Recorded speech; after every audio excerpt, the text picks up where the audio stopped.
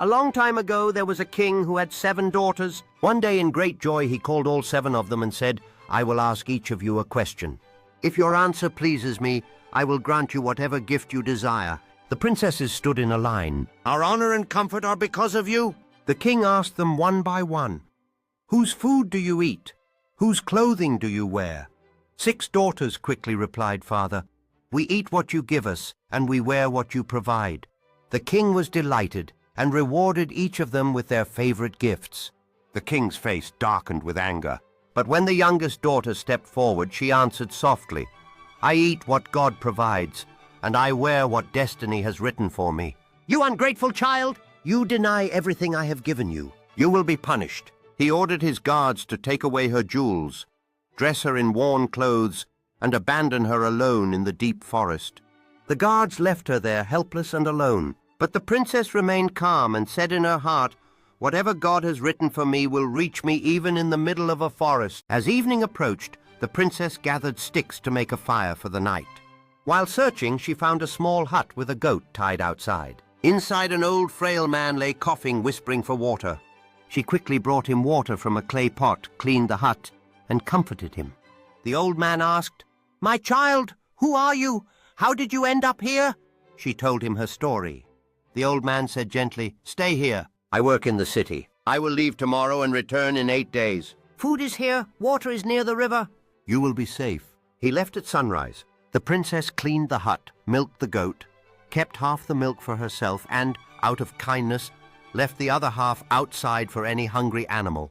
Each night she left milk for the creature. The next morning she found the milk bowl empty, and beside it lay a glowing red gemstone, rare and priceless, with the marks of a snake nearby.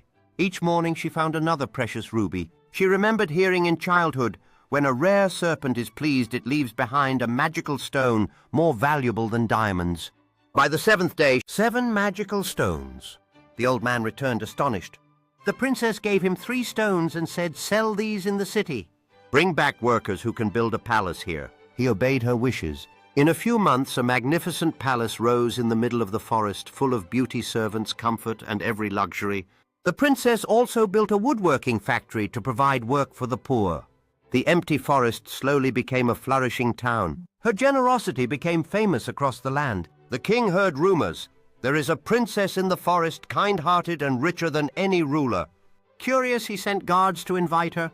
She agreed, but with one condition: the king must come with all his daughters. The king arrived at the grand palace with all 6 daughters. The mysterious princess received them with her face covered, presenting 7 lavish meals, each meal matched with a different colored dress and jewels. The king was amazed by her grace, wealth, and beauty. Finally, he said, "Your kindness reminds me of my youngest daughter. Please meet us without the veil." She left to prepare and after a moment returned, but not dressed in luxury. Instead, she walked toward them wearing the same old torn clothes from the day she was abandoned. The king froze. "This can't be! You are alive!" "My soldiers told me no trace of you existed." Tears filled his eyes. The princess said, "Father, I told you the truth that day. I eat what God gives me, and I wear what destiny writes for me. Look how God lifted me from nothing to more than I ever imagined." She showed him the 4 glowing rubies still hanging around her neck. The 6 elder princesses looked at her with silent envy and regret. They wished they had spoken with the same faith and courage. Moral of the story: the one who trusts in God never loses.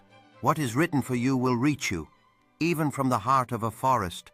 And true wealth is not given by kings, but by the one who writes destiny.